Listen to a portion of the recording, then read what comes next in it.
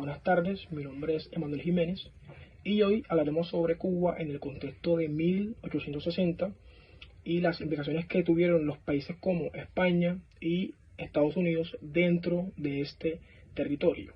Además, hablaremos sobre su independencia y los conflictos sociales, políticos y económicos que estaban dentro de este país. Sin más preámbulos, comencemos. Durante el periodo de 1860 a 1934, Cuba experimentó una serie de cambios políticos, sociales y económicos. En el año 1868 estalló la Guerra de los 10 años, un conflicto armado entre los independentistas cubanos y el dominio colonial español. Esta guerra, que duró hasta el 1878, sentó las bases para futuros movimientos independentistas. Tras esta guerra, Cuba pasó por un periodo de reconstrucción y crecimiento económico, impulsado principalmente por la industria azucarera. La isla se convirtió en uno de los principales productores mundiales de azúcar, lo que atrajo inversiones extranjeras, principalmente de Estados Unidos.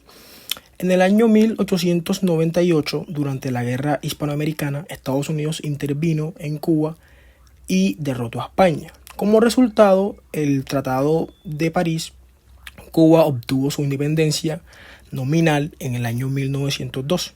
Aunque quedó bajo la influencia y control estadounidense, se estableció la República de Cuba, pero la presencia y el poder de Estados Unidos siguieron siendo significativos en la política y economía cubana. Durante este periodo surgieron líderes políticos importantes como José Martí, quien luchó por la independencia de Cuba, y más tarde Fidel Castro, el cual desempeñaría un papel crucial en la Revolución cubana de la década de 1950. En resumen, el contexto cubano entre 1860 y 1934 estuvo marcado por la lucha por la independencia y el crecimiento económico basado en la industria azucarera y la influencia significativa de Estados Unidos en los asuntos cubanos. Después de la Guerra de los 10 años, Cuba experimentó un periodo de reconstrucción, principalmente impulsado por la industria azucarera. El crecimiento de esta industria permitió a Cuba convertirse en uno de los principales productores mundiales de azúcar y atrajo inversiones extranjeras, especialmente de Estados Unidos. Este impulso económico contribuyó al desarrollo y a la modernización del país. La producción y exportación de azúcar aumentaron, convirtiendo a Cuba en un actor clave en el mercado mundial del azúcar. El crecimiento de la industria azucarera atrajo inversiones, especialmente de Estados Unidos, los cuales invirtieron en plantaciones, en fábricas, sistemas de transporte. Esto llevó a una modernización de la infraestructura, como la construcción de ferrocarriles y puertos para facilitar el comercio del azúcar. La expansión de la industria azucarera también tuvo un impacto en la sociedad, ya que se necesitaba una gran cantidad de mano de obra para trabajar en las plantaciones y los ingenios, lo que llevó a un auge en la migración interna y externa. Muchos campesinos abandonaron sus tierras rurales para trabajar en las plantaciones, mientras que otros emigraron desde países vecinos como Jamaica y Haití. Sin embargo, este periodo también estuvo marcado por desigualdades sociales y económicas. La mayoría de las tierras y recursos estaban concentrados en manos de grandes propietarios y compañías extranjeras, lo que resultó una brecha significativa entre los ricos y los pobres. Además, la dependencia económica casi exclusiva del azúcar hizo que Cuba fuera vulnerable a las fluctuaciones del mercado internacional. A pesar de estas limitaciones, el periodo de reconstrucción impulsado por la industria azucarera sentó las bases para el desarrollo económico posterior de Cuba. Ahora bien, la guerra de los 10 años se tiene que ver vista como un conflicto armado que tuvo lugar en Cuba desde los años 1868 hasta los años 1878, y esto fue una guerra de independencia que estaba liderada por los cubanos contra el dominio colonial español. Los líderes independentistas como Carlos Manuel de Céspedes proclamaron la independencia de Cuba y llamaron a la lucha armada. Durante los 10 años de guerra, los independentistas cubanos llevaron a cabo ataques guerrilleros y batallas contra las fuerzas españolas. Esta guerra fue brutal y devastadora, con múltiples víctimas y con muchos daños materiales en toda la isla. A pesar de algunos avances y victorias para los independentistas, las fuerzas españolas lograron mantener su control sobre la isla.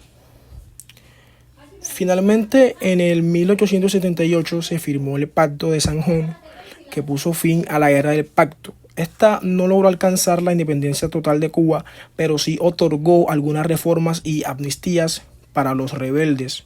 Aunque la guerra desde los 10 años pues no logró en su totalidad una independencia total inmediata, pues sentó las bases para los futuros movimientos independentistas y despertó un fuerte sentimiento nacionalista en Cuba. También sirvió como precursora de futuros conflictos y luchas por la independencia en la historia cubana. Ahora bien, pasando al tema de la guerra hispanoamericana, Estados Unidos intervino en Cuba, ya que el Tratado de París, firmado en el 10 de diciembre de 1898, puso fin a la guerra entre España y Estados Unidos. Según el tratado, España cedió la soberanía sobre Cuba, Puerto Rico, Filipinas y Guam a Estados Unidos.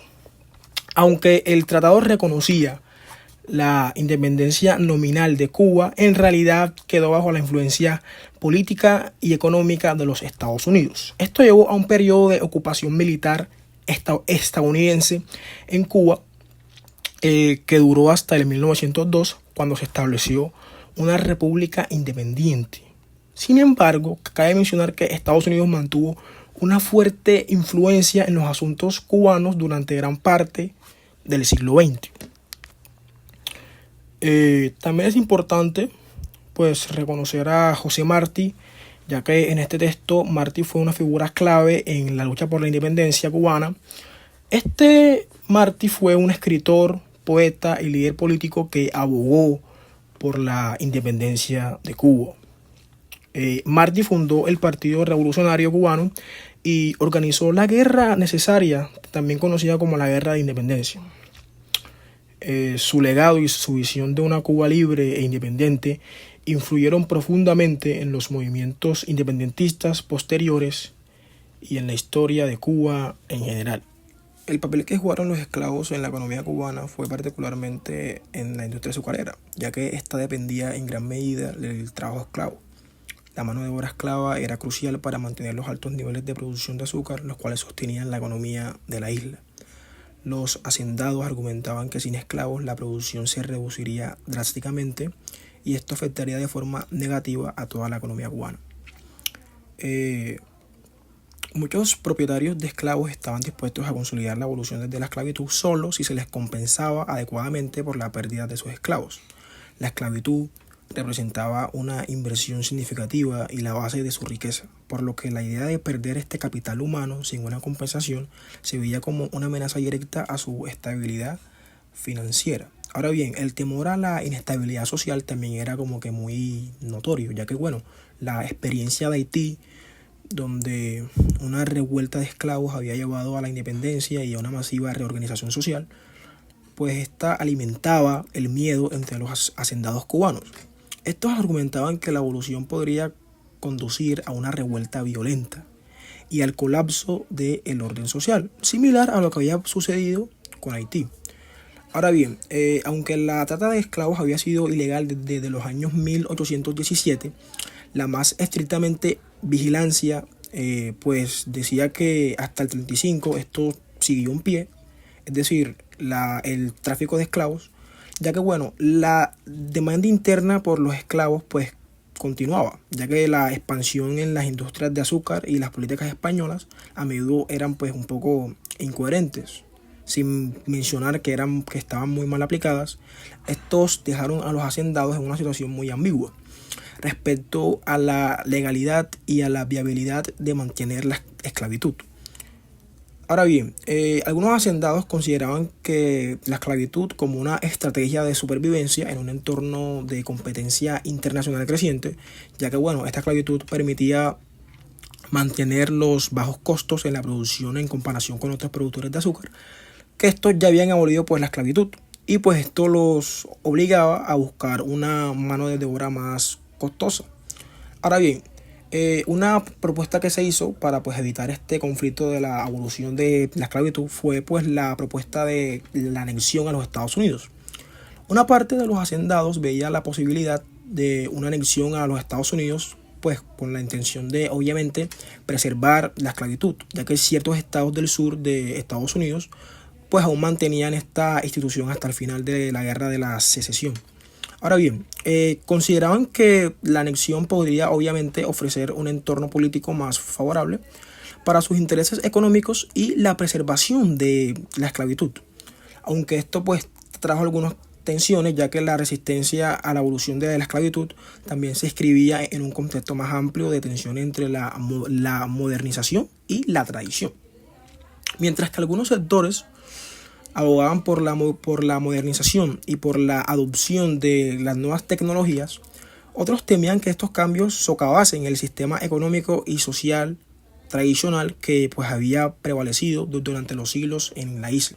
Como punto de conclusión, se podría abordar que el periodo entre 1860 y 1930 en Cuba no es solo un capítulo de transformaciones políticas y económicas, sino también una era de profunda introspección y redefinición de su identidad nacional. La persistente lucha por la independencia y la adaptación a los cambios económicos muestran una nación en busca de su propio camino. Las experiencias de este periodo reflejan cómo las adversidades y las influencias externas pueden tanto desafiar como fortalecer el espíritu de un pueblo. A través de guerras, ocupaciones y reconstrucciones, los cubanos demostraron una resiliencia notable. La figura de José Martí y más tarde la de Fidel Castro simbolizan el inquebrantable deseo de autodeterminación y justicia social. La independencia de la industria azucarera y la influencia estadounidense, aunque limitantes, también impulsaron una reflexión crítica sobre la autonomía y la identidad nacional. Este periodo enseña que la verdadera independencia y desarrollo de una nación requieren no solo la liberación del yugo colonial, sino también una introspección profunda y una unidad nacional frente a las desigualdades y las independencias económicas. La historia de Cuba en estos años nos invita a reflexionar sobre la capacidad de un pueblo para resistir, adaptarse y forjar un futuro a partir de las lecciones que nos enseña el pasado.